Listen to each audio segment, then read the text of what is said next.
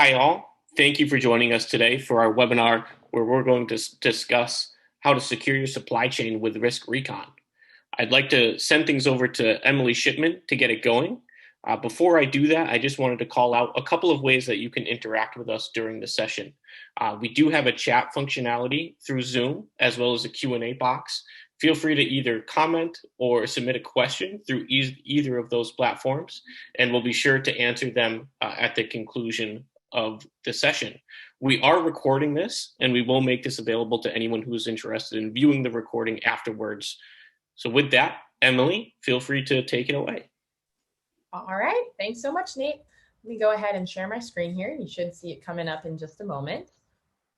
Let me know once you can see that. Looks great. Okay, excellent. Well, hello, everyone, and thank you very much for your time today. As Nate mentioned, my name is Emily Shipman, and I'm our Director of Product here at RiskRecon. As we go through the presentation today, I'm going to be talking a little bit about some new functionality that RiskRecon has recently released to help customers manage the risk, not just from their third parties, but from their broader supply chain out into their fourth party ecosystem.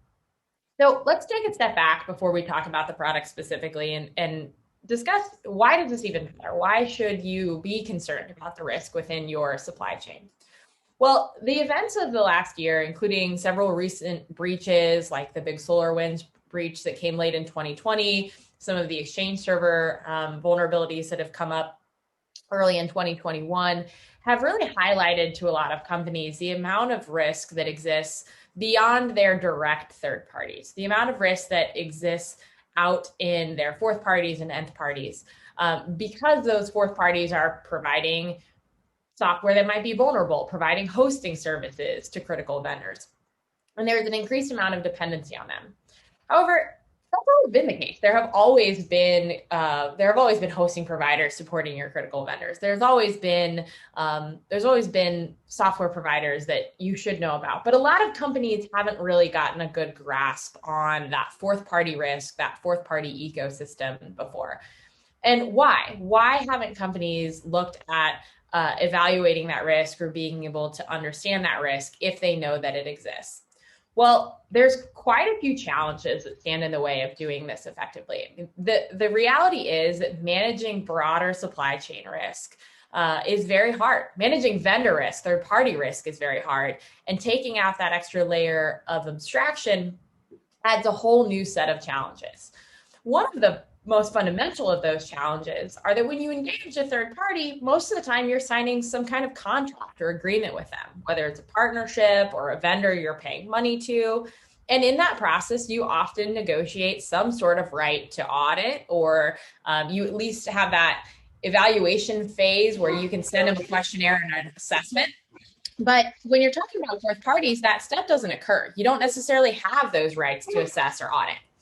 One of the big challenges are that as companies grow and their vendor ecosystems grow, vendors very rarely disclose who their critical third parties are. So your fourth parties, they very rarely disclose that, perhaps because they don't think it's relevant. Perhaps they themselves don't even really know who their ecosystem is.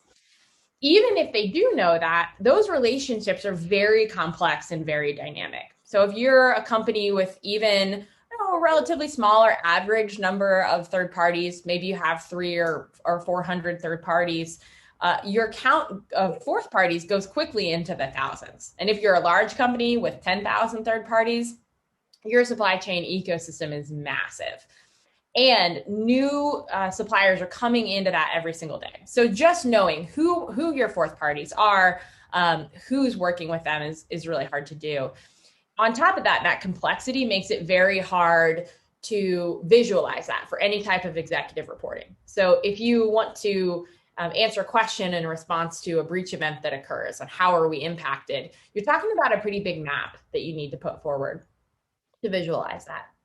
And then the last important thing to note of lessons we've kind of learned are that when we think about where these risks can come from, these risks can come from a variety of different configurations, internal configurations that companies have or external configurations. So what that means is relationships that we may be able to know and view from the outside, or third parties, fourth parties that come from internally deployed technology. So you may not know what code repository your vendors are using. It's an internal technology. They don't feel like it's relevant to disclose that. And that can be a source of risk as well. So in order to help tackle some of these challenges, RiskRecon provides the ability for you to discover and visualize who your fourth parties are and to represent those relationships. Now, oftentimes, the reason companies are doing this is to sort of just get a basic understanding, but most of the time it's B, in response to a critical event. So a major vulnerability or a major breach like SolarWinds, where leadership is asking, how are we impacted? How are we working with this business? What does this mean to us in terms of our risk exposure by using that technology or working with vendors that use that technology? Historically, RiskRecon's the way we do this, our capability is to look at the public-facing internet presence of a company. But as we saw some of these major events, like SolarWinds that happened within the last year, you see these technologies being vulnerable that are often internally deployed. Most people using SolarWinds Orion, for example, didn't have that deployed out on the public-facing internet. It's an internal network management technology. So one of the things that we do is that we allow our customers to gather inferences on technologies that might be internally deployed. And I'll talk a little bit about that here in a minute when we get to a demo of where does that data come from.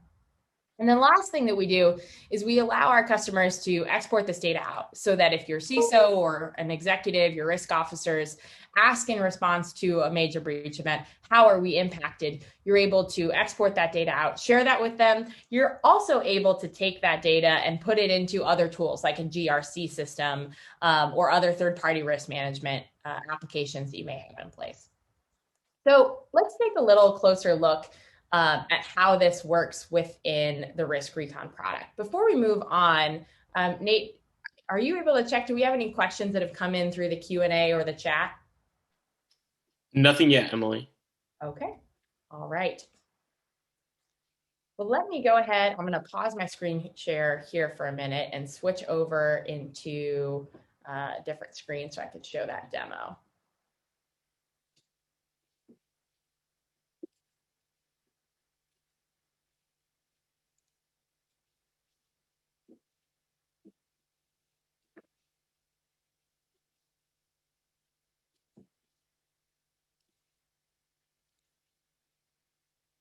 All right, you should see my screen coming up back here in just a moment.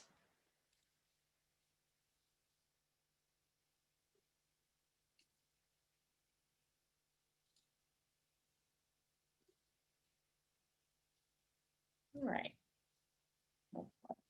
environment up there for you. Okay, so the way that we allow our customers to look at that supply chain, as I mentioned, is through passive monitoring of their internet presence. When we look at an organization through RiskRecon, what we're doing is we're going out and we are starting with the domain of that company. We're building a profile based off that domain of all of the assets that are associated with it. And we're going out and we're doing a scan to understand things like security issues or deficiencies that exist within that internet presence. We use that to then build a risk score for that company based off the issues that we're able to detect. So we can look at a company and say, based off that public internet presence, here's the amount of security issues we see. Give that rating as a proxy of their overall cyber health. Now, in the process of doing that scanning, though, we're also not just looking for issues. We're looking at attributes of the asset. So things like what software is involved, where is it being hosted, what's the underlying technology profile behind that. That technology profile allows us to build the foundation of that supply chain, the relationships between your third parties, who you choose to monitor within RiskRecon, and then the fourth parties as the supply chain of hosting providers or software providers that company is using. So let's go in and take a little bit of closer look at how we capture that. Within the RiskRecon portal, customers are able to see all of that detail and specific information on the third parties that they're monitoring. And then if they want to go in and start to investigate those relationships, they can go into the supply chain feature.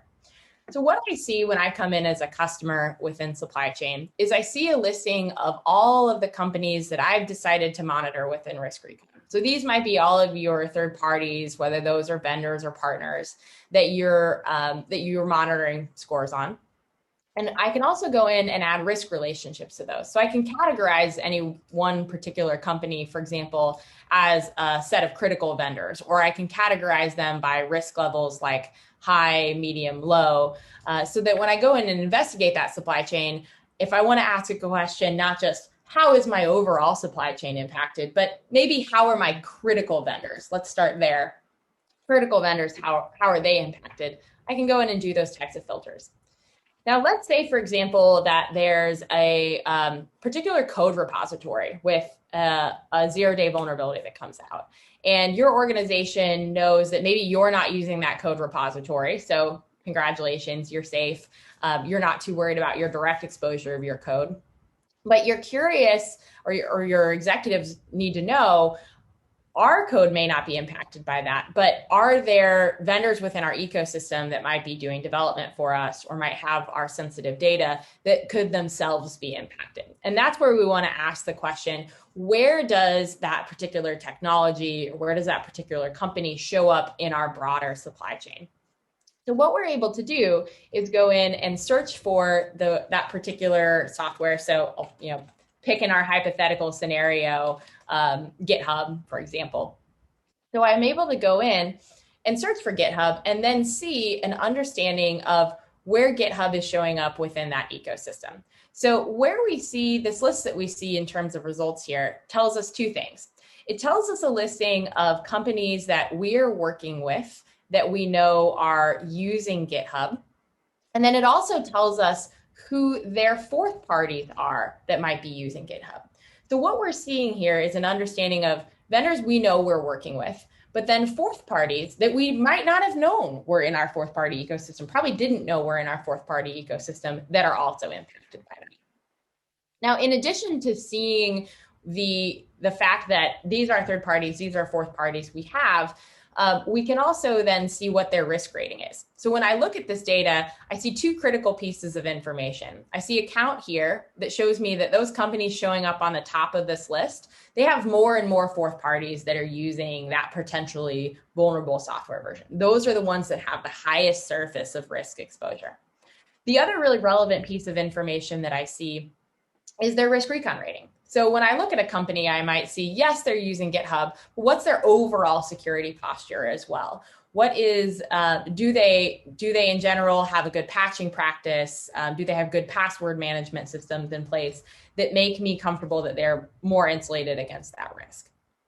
And then one of the other things that we see when we look at this data is a level of confidence about how likely that company is to be using that vulnerable technology. And again, think vulnerable technology here, could be SolarWinds Orion, could be Exchange Server at the time, could be in this hypothetical situation, a code repository.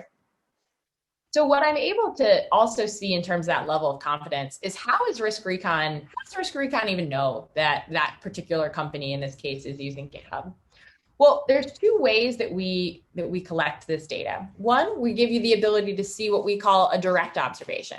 Direct observation means that we scanned that company and we found that software deployed in some way on their public-facing internet presence. But there's a lot of technologies that may not be exposed publicly.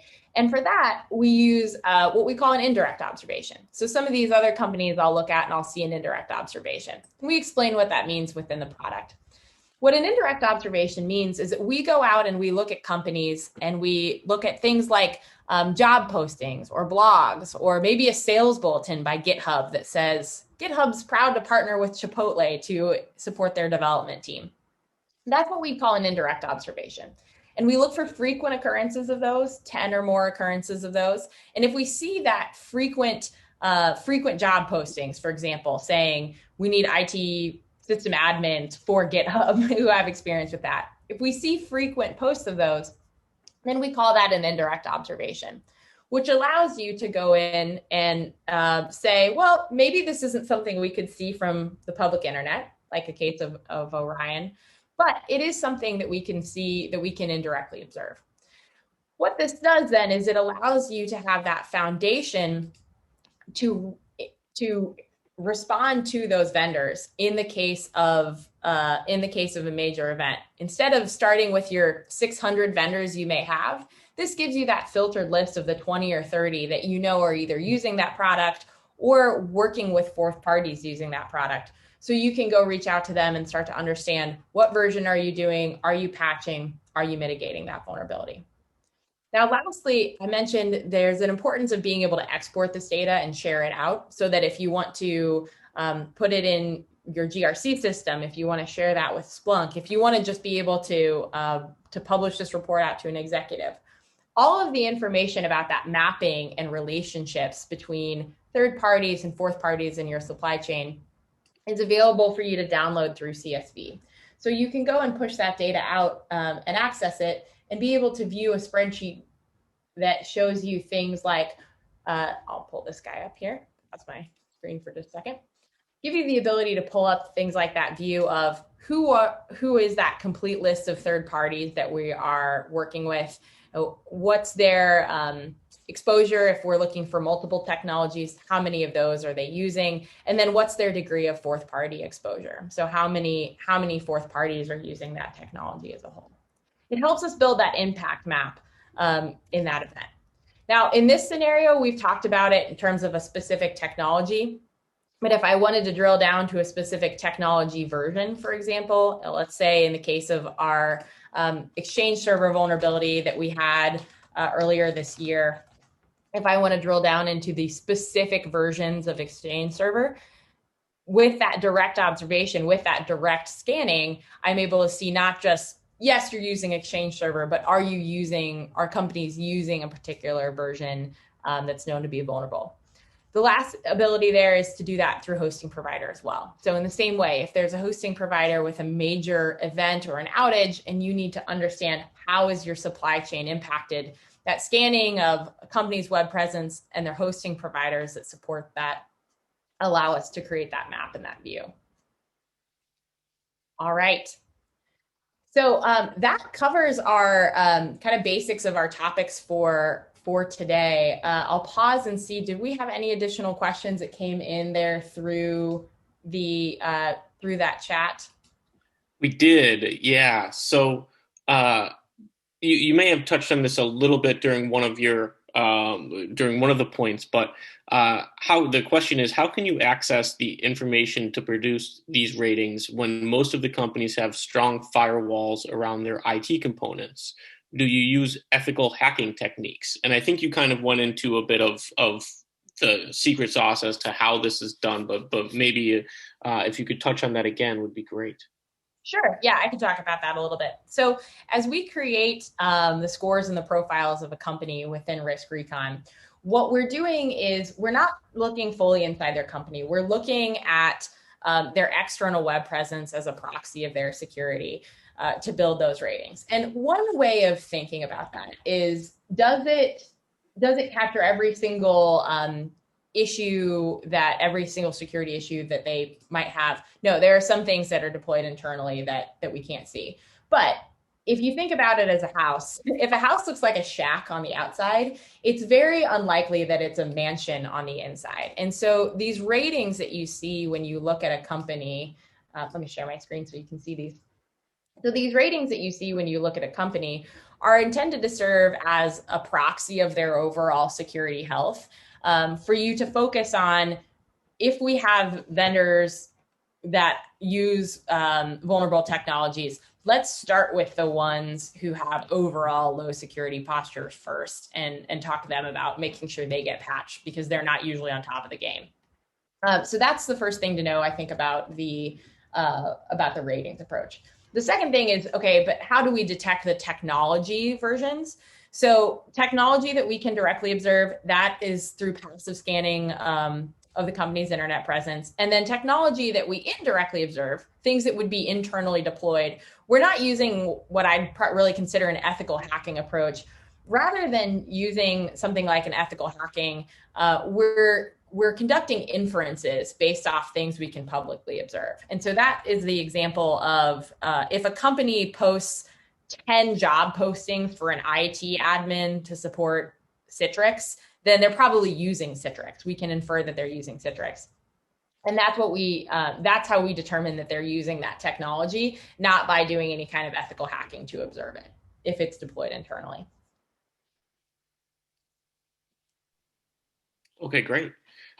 We have a handful more questions to get to, but I think that was a great answer. So if you have anything else, any other questions coming up, feel free to enter them now, and we will do our best to get to them all. So the first question, can I monitor myself, and will I be assigned a third party in the general dashboard as my own organization? Yes, the answer to that is absolutely. Most companies that use RiskRecon do monitor themselves. It's a very common use case of the product. They monitor their third parties, but they also monitor themselves. And so if you're interested in doing that, you can. If you're monitoring yourself, then you would actually show up within your own supply chain when you go to do that visualization for who your third and fourth parties are. Are we using that technology? You can run those same queries on yourselves. Perfect. The next question, can I set red flags if some level for all or specific companies will change? Yes, you can. It doesn't occur within that specific supply chain visualizer that we were looking at, but what we do have within the general RiskRecon product is the ability for you to set alerts based off things like score changes. So we do have the ability for you to set a policy to say, I have this portfolio of third parties that I'm looking at, and I would like to get a specific email notification if their score drops or if it improves above a certain threshold. So we do allow proactive alerting based off of those types of thresholds. Awesome, thank you. Can your score or rating be treated as official proof that company following or not something? So let me try to rephrase that. Can your score or rating be treated as official proof that your company is working on their posture? Yeah, so I think the term of official proof is probably a bit of a slippery slope in terms of how official you want to be. I will say a lot of our customers make heavy usage of the idea of benchmarking themselves against another organization. So when we score a company, we don't just give them a score. We also will give you the ability to see where they fall within that industry average, where they fall within that percentile rank. That gives you a very good understanding of, in terms of kind of you looking at it and saying officially, how well are we doing? If you think that your organization is doing great at security, or you think that a particular vendor's absolutely spotless, and then you look at their rating and you say, but according to everyone else in their industry, they're actually pretty low behind benchmark. That's a really good objective way to kind of make that determination. In terms of ways sort of officially saying, are we doing, are we not doing something? One of the other capabilities that we provide is the ability for you to look at the issues a company has in alignment to particular compliance standards. So when we go out and we find gaps or deficiencies for a certain company, they don't have things patched the latest version, they don't have authentication implemented in places they should. We generate those issues. We actually pre-map them back to quite a few laws, regulations, and industry standards. So you can see that list of deficiencies for a company, but you can also then look at a particular industry standard and see how those align. And that's another kind of official gauge of, well, how well is this company doing against the NIST CSF standard? How well is this company doing against ISO, your standard of your choice? You can see that official scoring. Great. The next question is, what information do you collect on organizations? And are you able to show the organization overview screen? Yeah, I can show today. And also, if you are interested in seeing more after today, we'd be happy to set up a direct demo for you that you can go in and access the tool. We do on our website also give customers the ability to do kind of a free trial access for a period of time. So if you yourself would like to actually log in and click around, I think we can probably share that after today, how you can set up and get access directly. Most of what we capture about a company is related to their IT profile and their overall security health. So what we're scoring a company on is a listing of assets we were able to detect from them, and then their ratings in a series of 9 or so security criteria. We do also show a security or an IT profile for that company of things like locations we find them storing data in, the types of assets that they find, their IT profile, the hosting providers they're using. All of this is assembled and detected by our passive monitoring of that company and then displayed back within their profile. Awesome, thank you. The next question that came in: do you provide a guarantee if some vendor will say that the tool is not right? Can you terminate a contract, for example, and can they use your score in any type of legal way? We don't provide that level of legal assurance. We do provide the ability to, we do have a back and forth process where if folks detect false positives, we can go, correct those or have a discussion with the vendor to try and make sure that information is as accurate as possible. But we do not provide any particular legal assurance that a company is definitively never going to be breached if they have an A rating. Partly because that's not how that's not really how security often works in the real world. What we do see with our scores that gives us a lot of confidence in their value is we see a very, very strong correlation between companies with better scores having lower rates of breach events, companies with worse scores having higher rates of breach events. So we find off of looking at a sample size of over 40,000 companies that our companies with A scores on average have about two breach events every few years. Companies within that population of F scores tend to have 8 breach events in that same time period. So what that means is it tells us there's a really strong correlation between if you have an F rating or a D rating, you have a higher correlation with a breach event. That does not mean that an A-rated company is completely incapable of getting breached. That doesn't mean that if we don't see an issue, it doesn't exist internally maybe, and we just weren't able to scan and see it. So we haven't had any customers, and we wouldn't make that assurance, go to court and say, and use this information. Perfect. The next question: do you track the average risk scores of companies that have been hacked publicly? For example, not to name names, but for example, a recent utility, maybe a pipeline or someone similar like that who has been hacked. Yeah, so we do. We have 4 million companies that we have scores monitored for, and that number grows every day within the basis. So we do track the history of breach events. If a company has been breached, for example, it will show up on their profile. We'll provide information and details about that. Because of that size of 4 million companies, that's a pretty big set. Most companies we have a rating for. If we don't have a score for a particular organization, it's very easy to go ahead and request them and get added. And usually it only takes us a few days to go in and build that profile for them. So 4 million companies monitored. That spans, as you can imagine, all kinds of industries, all kinds of sizes. That includes things like public utilities. And if we don't have a score for them or we don't have them monitored, that's something that you can request to have them added. Great, thank you. This is an interesting question. It's kind of a use case question almost, if you will.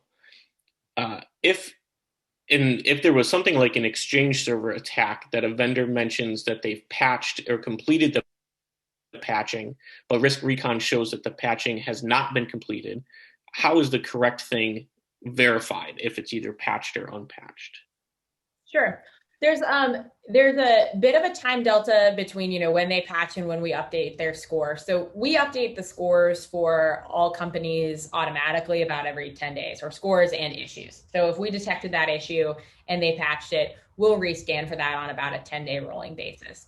If they patched it yesterday and you really, really want to check if it's been updated today, you can also go in and manually trigger a refresh assessment, and that'll confirm that same process. And we provide that capability, specifically for that use case, so that if you want to confirm that something's been patched, you can do so. If ever there's a case where the vendor says we fixed this and you're still detecting it, we do have a customer support team that will help address any false positives. We have a very low false positive rate, but we do have a fraction of a percent of false positives that do occur. And so in the case that the vendor says something's still showing up and it appears to be fixed, we can work with our support team to log that as a false positive and address it if needed. Awesome. The questions keep rolling in. So the next one, how would this work for companies that do not have public-facing websites? So we do only build profiles for companies that have some internet presence. So if you have absolutely no internet presence and no domain available, those are the companies that we don't have scores or ratings for, simply because the things that we look at aren't applicable to them and don't exist. So we build scores and ratings for any company that does have some form, small though it may be, some form of public-facing internet presence. Thank you. The next question, do the rated companies complete an SIG questionnaire, SIG questionnaire, to see the scores on the compliance tab? Good question. So no, they don't actually, not within RiskRecon. The compliance tabs that we have, what you see here, this is intended to be passive, independent monitoring of those companies' controls aligned to specific SIG requirements. So for example, if I pick on the SIG, most of the time what companies would do is they would send the SIG questionnaire to their vendors, and they'd send the SIG questionnaire to their vendors and have them answer that questionnaire themselves. And that's an attestation of their controls, some of which are things we can monitor, some of them aren't. Like the SIG asks about background check practices for contractors. We can't, from internet presence, monitor whether or not you background check your contractors. However, there are also things in the SIG that track for things like patching cadence, that track for things like password policies. Those are things that we can publicly scan and create a score for. And so the value of what we provide for the SIG is kind of an independent verification that you would lay on top of the questionnaire responses that you would get outside of RiskRecon. We don't have a questionnaire component. You can take that questionnaire, that SIG, and then look at what we have in RiskRecon and say, all right, well, the vendor said they're doing all of these things. How does their answer align to what we're able to independently monitor, observe, and verify?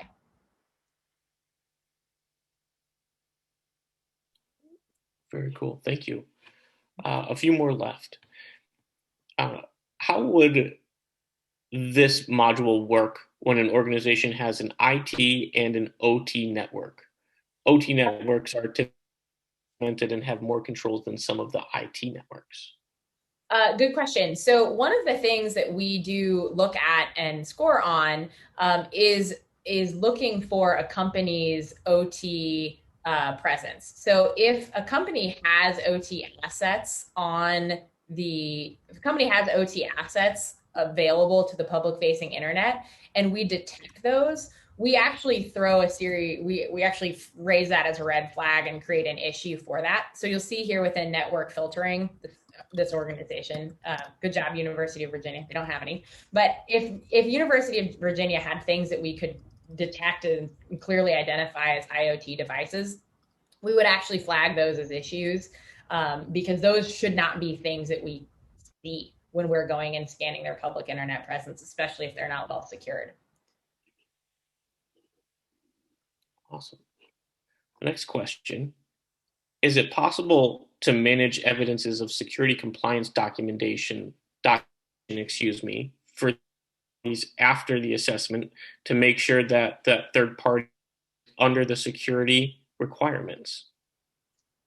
We don't have a capability to capture that type of evidence and attestation and store within RiskRecon directly. However, we have partnerships with a lot of leading third-party risk tools. Most of our customers that want to be able to store that type of evidence repository, so most of our customers are doing some combo of questionnaires, evidence collection, and using RiskRecon for their independent verification, will partner with a Wistic or a CyberGRX or RSA Archer or ServiceNow or tools that fall within one of those categories and families.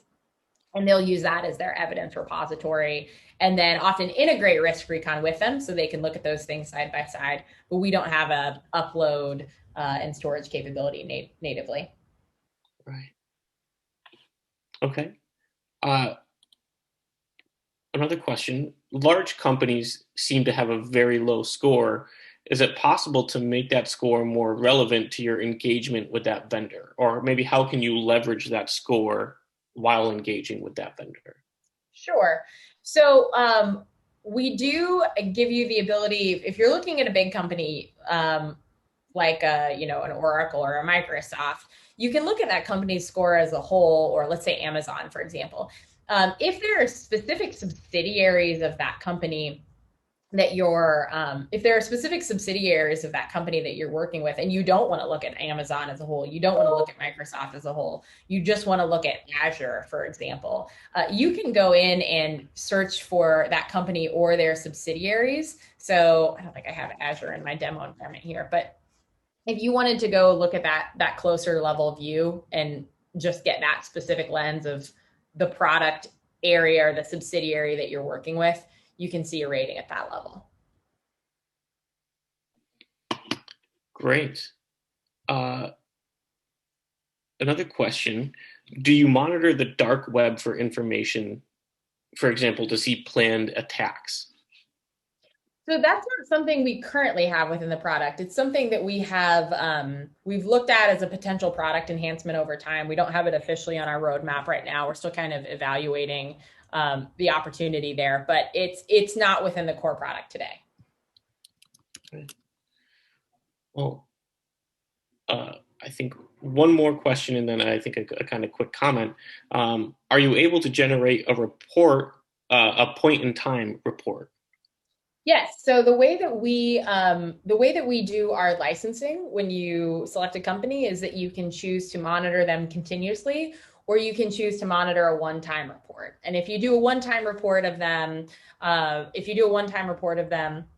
then that won't refresh and rescan over time. That's an option. We don't necessarily have the capability for you to say, show me exactly how this what their issue profile was on April 15th of 2021, but we do show trend lines for a lot of our scores. So if you wanted to look back and kind of thematically see, sorry, my internet might be slowing out on me. Let me refresh my screen. I talked too long without clicking anything. So if you wanted to kind of thematically look at how is their score doing at that point in time, we do trend those over time, or you can do a one-time report and not have it refreshed. Okay. I think the last question that's come in, I noticed the dashboard states beta for this service. How long will this be in beta form? Sure. So I think that question is in reference to that supply chain feature specifically. We did just launch this about a month ago, this new supply chain visualizer about a month ago, because it's a pretty significant new data set, a new way to interact. We like to launch those features in that first release as beta. Selfishly to let all of our customers know that it's something new and say, hey, go in and test it out, but also to invite all of our users and customers to give us that barrage of feedback that comes when you launch a new product for the first time. And so we're always evolving the product as a whole, but we're atypically involved in the supply chain feature right now and continual enhancements to the usability and the performance and the overall requirements. So this will probably stay in beta for about another month, but it is available to all customers right now. Anyone can use it. We just put that beta moniker on there to let folks know, hey, it's something new, and also, hey, it's something that's rapidly changing and rapidly evolving. Please give us your feedback, and we'll incorporate that as the feature stabilizes over time.